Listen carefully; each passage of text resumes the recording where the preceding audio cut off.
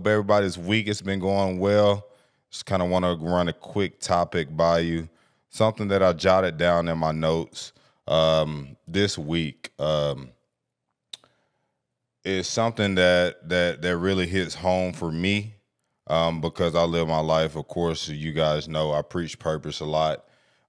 Within living your life of having a purpose, of course, you do have intentions and you make intentional movements. I try to stay away from the word intentions. One being because intentions correlate with expectations, and whenever you have expectations, you always get your feelings hurt. So I like to hurt my own feelings sometimes in my life that I walk. All right. The quote that I came by this week is, "You don't get to choose your book, but you do get to choose the flow of it." You don't get to choose your book, but you do get to choose the flow of it. Um, Coming into the world, everybody's born in different continents, places of the earth, born under different jurisdictions, born in different cultures, ethnicities. And of course, being born as a little kid, you don't get to make the choice of where you want to selectively be and how you want to be raised and who you want to be raised by. So you're not being able to go to the library store and be like, hey, I want to choose that book, and this is the genre that I want to fit in, and this is the genre that I want to live throughout my whole life. Okay. You don't get to do that. Okay. So whenever you get here on earth, selective by your parents or whatever situation that you got here,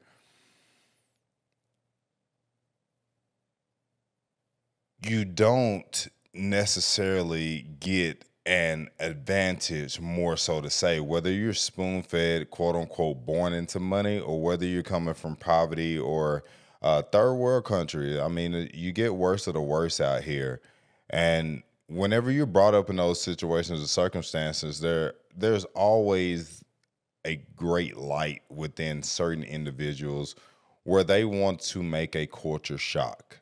And by culture shock, I mean going against what's normal in whatever region or place that you may happen to be raised in or grow up in. Demographically, once again, we don't get to choose where we stay unless you write your book in a different way.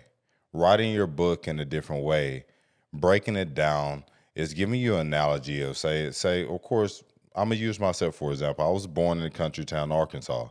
A lot of people don't get to see the things that I get to see the other places of the world, even on the opposite side of the country and on the opposite side of the globe. People don't even have that thought in their head of going outside of their comfort zone to be able to see what else is out there. One, either out of fear or or just the unknown.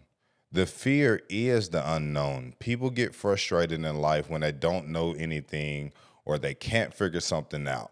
It frustrates any human being. Why? Because of the unknown. The unknown is a very powerful thing.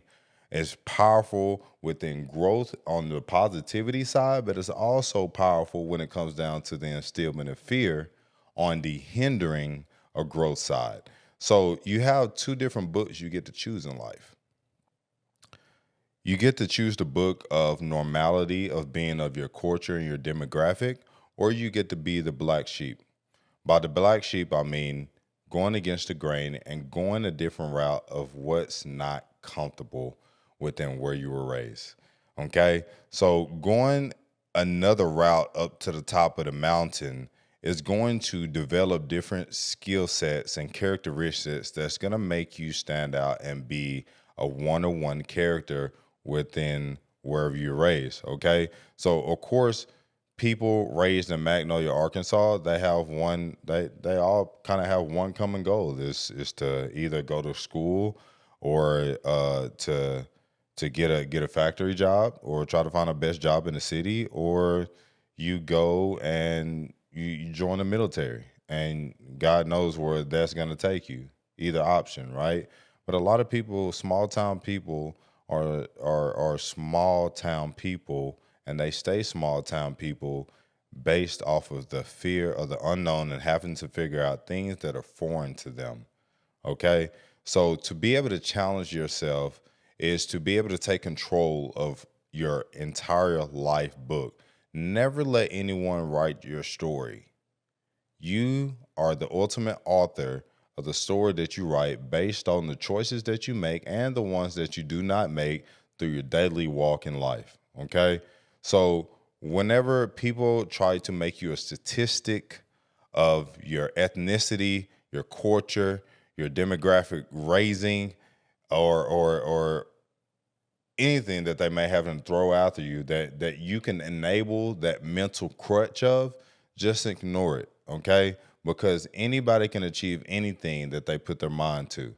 The mind is a very, very, very deep ass muscle. Excuse my verbiage. It's a very deep muscle that a lot of people struggle to train. But if you fall in love with training your brain, then you will become the author of your own book, because you will start to see things in different ways and think in different ways. And then, of course, that's just going to catapult to you moving a little bit different and making choices that you need to make, and you take full control of your life.